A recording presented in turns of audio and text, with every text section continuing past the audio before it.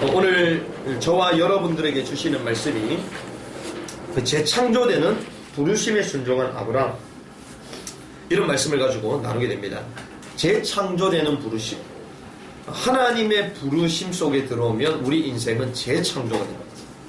그렇죠. 하나님의 부르심 속에 들어왔다는 것은 우리 인생의 재창조의 역사가 시작된다는 것인데, 재창조되는 부르심에 순종한 아브라함, 이 제목의 말씀을 가지고 나눌 것인데, 우리가 창세기는 8가지 부분으로 보시면 된다. 네 사건과 네 인물, 이렇게 보면 된다 말씀을 나눴습니다. 특별히 창세기 네 사건 속에 창조, 타락, 그리고 홍수, 바벨탑, 요 네 사건을 통해서 인류가 이렇게 진행이 됐구나.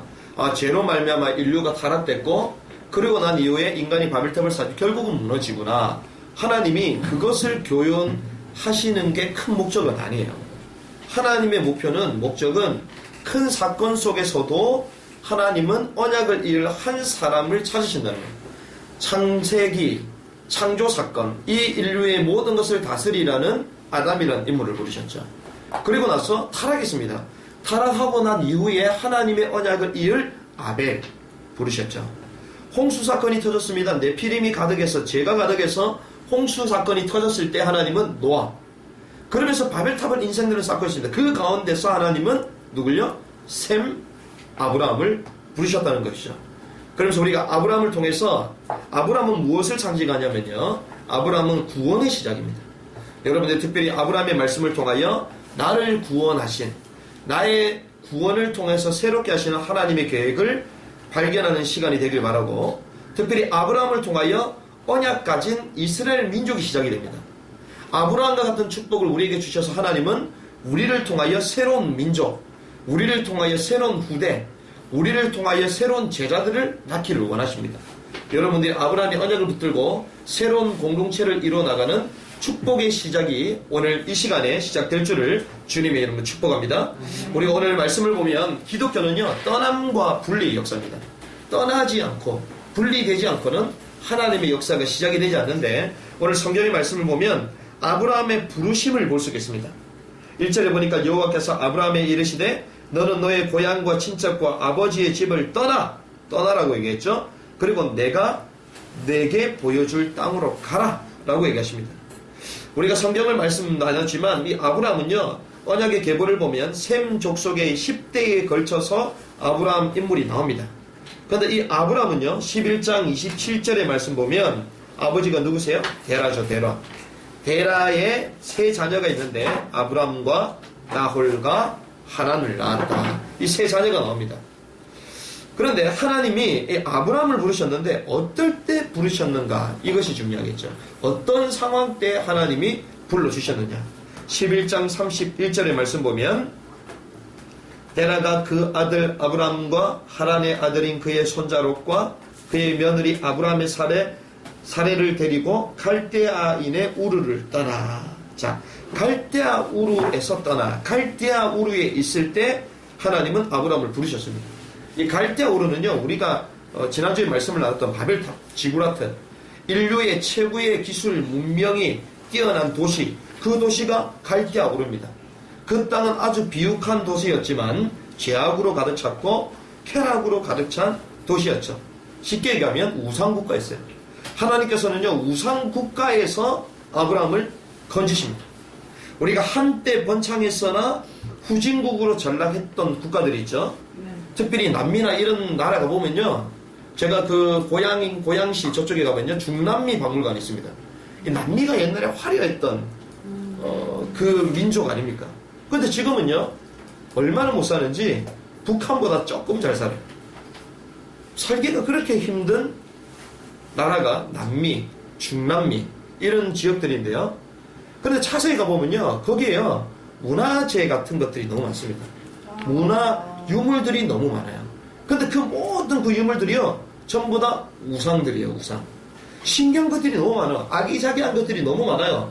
아프리카도 가보십시오. 화려한 게 많거든요. 근데 그게 전부 다 우상이에요. 우리가 그리스, 한 시대를 풍미했던 그리스, 로마 가면요, 우상이 너무 많습니다. 이 말은 무슨 말입니까? 찬란했던 문화였지만 실제로는 우상을 섬기고 나니까 결국에는 무너진 거죠. 그래서 남는 게 우상밖에 없는 거예요. 그게 문화재로 판매를 하고 있는 것이죠. 우리가 그걸 통하여 영적인 사실을 봐야 됩니다. 우상국가, 지금은 득세하는 것 같지만 결국에는 그 나라는 무너지게 되어 있습니다. 그래서 하나님은요, 이 아브라함을 바벨탑 문명 도시였지만 우상으로 가득 찬 우상의 국가에서 불러내셨다는 것이죠. 저와 여러분들을 하나님은요, 우상의 동네에서 하나님은 건져내기를 원하십니다. 우상의 국가에서 여러분들을 건져내기를 원하시죠. 갈대아 우르라는 그 현장에서 하나님 불러내셨습니다. 그런데 이 아브라함의 아버지는 누구였습니까? 데라였어요. 이 데라인데요, 이 데라라는 이 아버지의 직업이 무엇이었냐? 우상을 만드는 사람이었어요. 여호수아서 24장 2절에서 3절 말씀 보면 우상을 만드는 사람, 뭐 석고 같은 거 우상상을 만드는 사람들 있잖아요. 목재소 이런 데 가면 막 우상 틀을 만드는 사람들 있잖아요. 그런 일을 했다는 거예요. 무슨 말입니까? 우상 경제를 가지고 자급자족했던 사람. 그러면 우상의 가문으로 쫙 영향을 받고 살았겠죠. 우상 가문 속에서 우상의 가문에 있을 때에 하나님은 아브라함을 불러내셨다라는 것입니다. 그런데 이 우상의 영향이 어떻게 가느냐? 우상의 도시에 있었죠. 우상을 많이 섬기는 인도, 우상을 많이 섬기는 동남아 제3국 이런 데 가면요, 희귀 질병이 그렇게 많습니다. 이상한 사람들이 너무 많아요. 도저히 이해 안 되는, 어떤 사람은요, 막 수염이 막 온몸에 얼굴에 막 늑대처럼 그런 사람도 있고요. 머리가 2개 달린 사람이 팔이 8개 된 사람이 있고, 그러면서 막 뒤에서는요, 그 주민들이 이건 신의 사람이다 이러면서 받들고 그럽니다. 참 신기하죠. 우상을 섬기는 국가일수록, 우상을 많이 섬기는 가문일수록 문제가 터지는데요. 11장 28절 우리 성경 보시면 뭐라고 되어 있습니까? 하라는 그 아비 데라보다 먼저 고향 갈대아인의 우르에서 죽었다. 무슨 말입니까? 뭐 자녀가요, 아버지보다 아들이 먼저 죽었어요. 무슨 말입니까? 우리가 당연히 뭐 사고사 일어날 수도 있죠. 그런데 이 말은 그 말이 아니라 우상으로 가득 차 있는 이 가정에 아버지보다 아들이 먼저 죽는 가정의 저주가 임했다는 거예요. 이 말은 가정의 문제 가운데 있었다. 도시가 문제가 있었죠. 우상국가에 살았습니다. 우상의 가문의 영향을 받고 살았어요. 그 우상의 영향으로 이 가정에 이상한 문제들이 계속 터져나 죽음의 문제가 몰려왔습니다. 결국 누가 죽죠? 이 이동하는 가운데 데라도 죽어요. 아버지도 하란에서 죽습니다. 이 아브라함에게요, 계속 끊임없는 가정의 문제가 막 찾아오기 시작하는 거죠. 그런데 이 개인의 문제가 터졌습니다. 또 사레라는 여자와 결혼했는데 30절에 보니까 사레는 임신하지 못함으로 자식이 없었다. 개인의 문제까지 찾아오기 시작합니다. 그렇죠. 자녀의 문제까지, 잉태하지 못하는 이러한 고통의 문제, 우상국가 속에, 우상의 가문 속에, 또 가정의 문제 속에, 또 자녀의 문제 속에 있었을 때에 하나님은 아브라함에게 찾아오셨다는 거예요. 언약을 읽고 우상을 섬기는 자에게 하나님은 직접 찾아오셨어요. 운명과 사주팔자 가운데 있었던 사람이 발버둥 치지도 않았는데 하나님께서 그냥 오셨습니다. 이것을 우리는 복음이라고 말하는 것이죠. 우리가 열심을 다해서 노력을 다해서 신을 찾아가는 것이 아니라 뭔가 아브라함에게 문제가 계속 찾아왔을 거 아니에요. 얼마나 내적인 갈등이 많았겠습니까? 우상을 만드는 가문이고 우상을 섬기는 가정이었는데 왜 우리 집에는 이런 문제가 터지냐? 왜 우리 형제는 죽고 왜 우리 아버지는 또 돌아가시느냐? 이 고민이 없었겠어요? 결혼을 했는데 자녀를 했는데 자녀도 낳칠 불임입니다. 계속 이런 고통이 찾아왔겠죠? 하나님은 그런 운명과 사주팔자 가운데 있었던 이 아브라함에게 직접 찾아오십니다. 이것을 우리는 은혜요, 구원이라고 말하는 것이죠. 이런 가운데서 저와 여러분들을 불러주신 줄을 믿습니다. 우리가 하나님을 찾기 위해서 온 것이 아니라 하나님께서 우리에게 직접 찾아오신 줄 믿습니다. 하나님의 그 은혜로 우리를 찾아오셨다. 이것이 복음인 거죠. 그런데 하나님께서 이 아브라함을 왜 부르셨는가? 이 부르심의 이유가 중요한 것이죠. 두 번째는 보면요, 부르심의 이유가 있습니다. 우리가 12장 1장 1절에서부터 3절 말씀까지 우리 한 목소리로 같이 있습니다. 시작. 여호와께서 아브라함에게 이르시되 너는 너의 고향과 친척과 아버지의 집을 떠나 내가 내게 보여줄 땅으로 가라. 내가 너로 큰 민족을 이루고 내게 복을 주어 내 이름을 창대하게 하리니 너는 복이 될지라. 너를 축복하는 자에게는 내가 복을 내리고 너를 저주하는 자는 내가 저주하리니 땅의 모든 족속이 너로 말미암아 복을 얻을 것이라 하신지라. 아멘. 하나님이 왜 부르셨습니까? 보여줄 땅으로 가기 위해서. 보여줄 그 땅은 무엇입니까? 메시아가 오실 그 땅이에요. 메시아가 오실 그 땅, 메시아를 바라보라.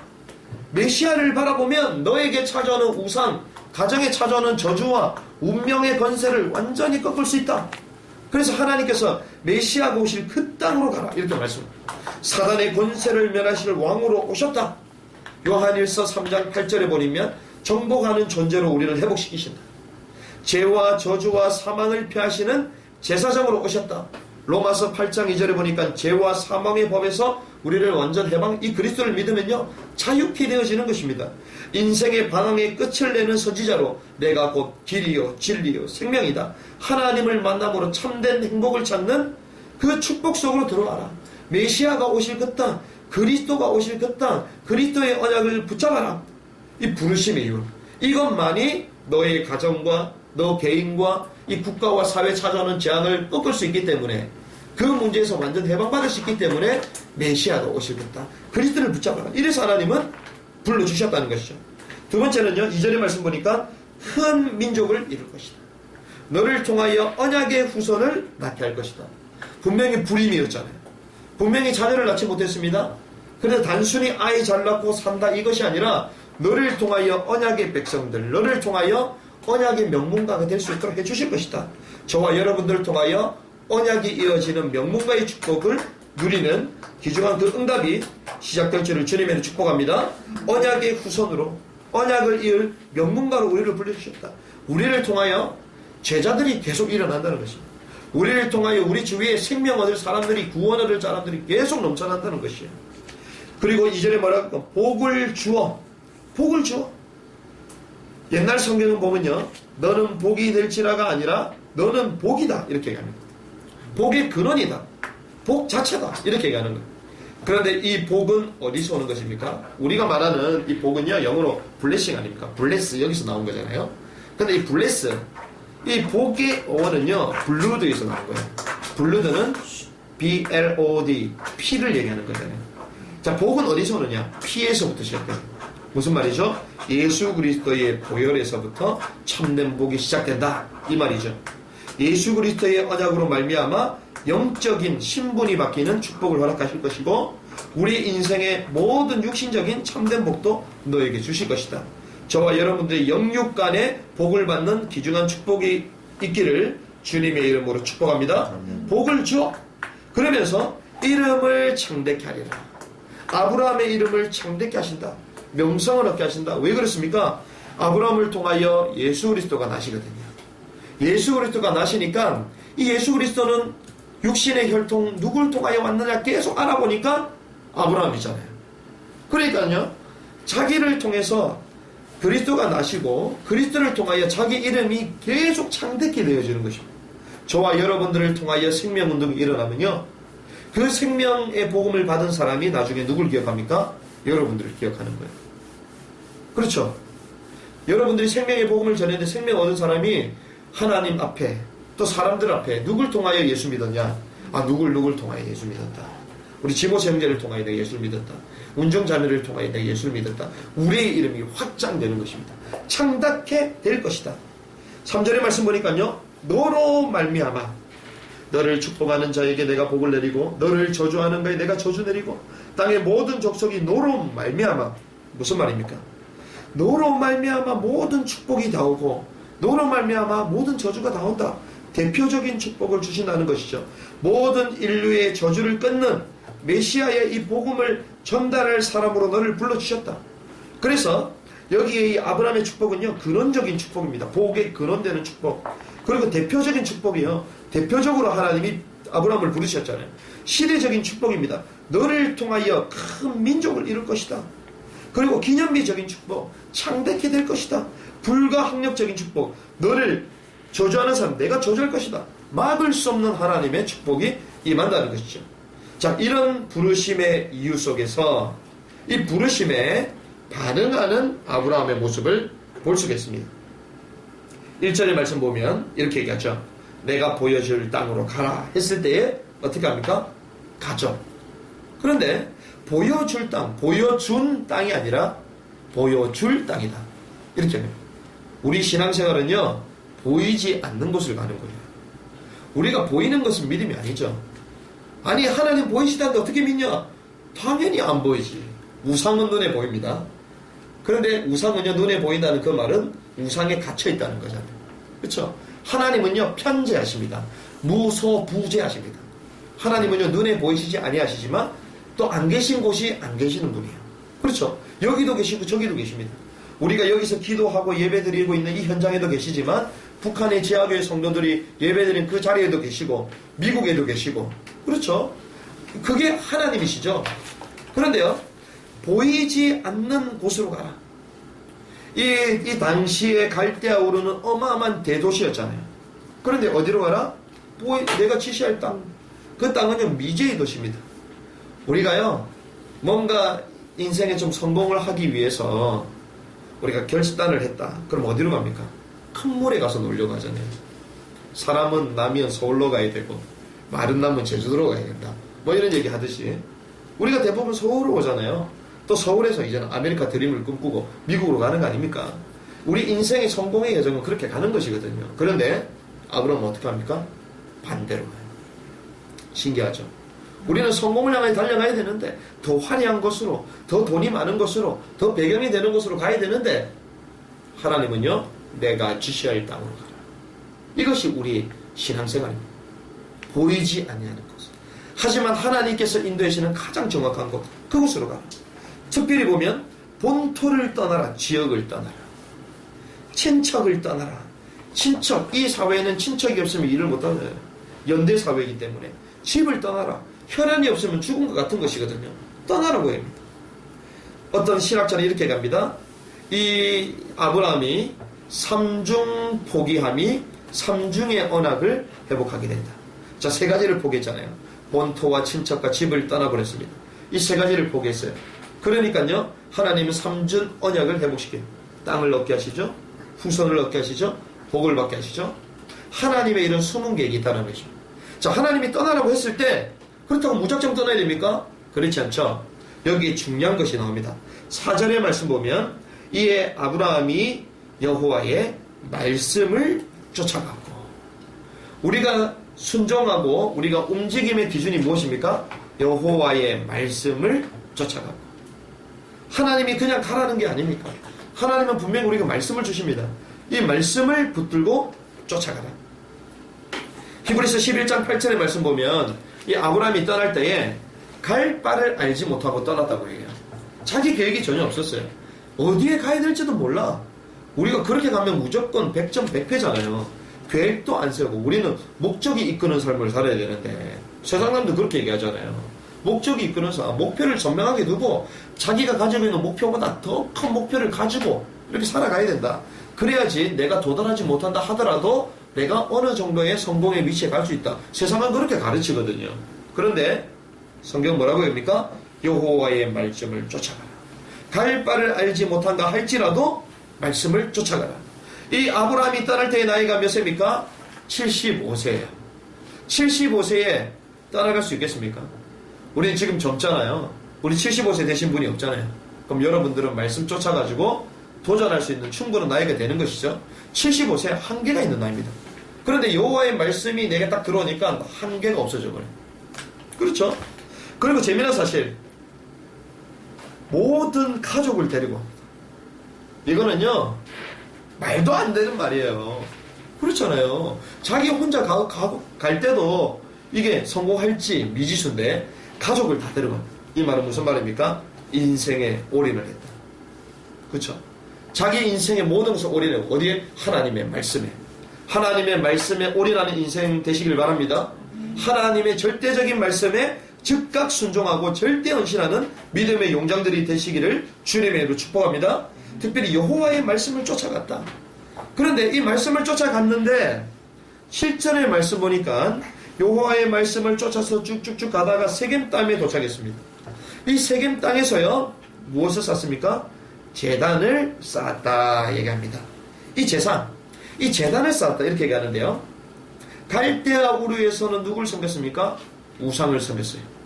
그런데 하나님을 의지하고 하나님의 말씀을 쫓아가서 이제는 누굴 얘기합니까? 하나님을 예배하게 됐다. 하나님이 이것 때문에 아브라함을 부르신 것이죠. 저와 여러분들 인생에 하나님께서 구원의 축복을 주셨습니다. 이제는 여러분들이 현장 속에서 하나님께 단을 쌓는 예배를 회복하시기를 바랍니다. 하나님께 예배하는 인생. 그런데 여기서 단이라는 이 단어는요, 히브리어로 미즈바임 이렇게 얘기합니다. 미즈베하 이런 얘기를 하는데, 미즈베하라는 이 뜻은요, 죽음의 장소라는 뜻이에요. 자, 단이라는 의미가 미즈베하인데 죽음의 장소다, 피 흘림의 장소다, 이 말입니다. 자, 단을 쌓는데 어떻게 단을 쌓습니까? 피 흘려서 단을 쌓다는 것입니다. 이 말은 무슨 말이죠? 창세기 3장 21장 가죽 옷의 비밀을 알았다는 거예요. 하나님께 어떻게 내 방식대로 예배드린 게 아니라 그리스도의 십자가의 보혈을 의지하는 그 완전한 예배를 하나님께 드렸다는 것입니다. 하나님을 예배할 때에 복음이 회복됐다는 것이죠. 저와 여러분들 예배할 때에 예수 그리스도의 보혈의 능력을 의지하는 예배가 회복될 줄 믿습니다. 그리스도를 의지하는 예배가 회복될 때 우리 가정의 역사는 흑암의 권세가 무너지는 거예요. 우리 개인의, 우리 지역의 역사는 흑암의 권세가 무너지는 것입니다. 이런 예배를 드렸다는 거예요. 그런데 더 중요한 사실은 8절에 보면 그곳에서 제단을 쌓고 이제는 베델 동쪽 산으로 올려서 장막을 쳤습니다. 거기서 제단을 쌓고 여호와의 이름을 불렀다. 이렇게. 이 말은 무슨 말입니까? 제단만 쌓은 게 아니라 이제는 여호와의 이름을 불렀다. 무슨 말이죠? 전도자의 삶, 전도자의 고백, 증인으로 서게 됐다는 거죠. 단순히 나 혼자만 예배 잘 드리고 아이 내가 은혜 받고 너무 좋아 이게 아니라 예수 그리스도의 피 묻은 그 그리스도의 복음의 비밀을 이제는 선포했다는 것이죠. 사단의 최고 전략이 무엇인 줄 아십니까? 사도행전 17장 20절의 말씀 보면 사단의 최고 전략은 예수 그리스도의 이름을 말 못하게 합니다. 예수 그리스도의 이름의 이 말, 그리고 절대 가르치지 못하게 만듭니다. 사단의 역사는 북한 땅 어떻습니까? 예수 예자 하는 순간 포로 수용소 끌고 가버려요. 수용소 끌고 갑니다. 성경책 소지한 사람들도 다 끌고 가요. 선교사를 만났다 전부 다 수용소로 다 끌고 가요. 예수 그리스도의 이름 절대로 말 못하게, 가르치지 못하게.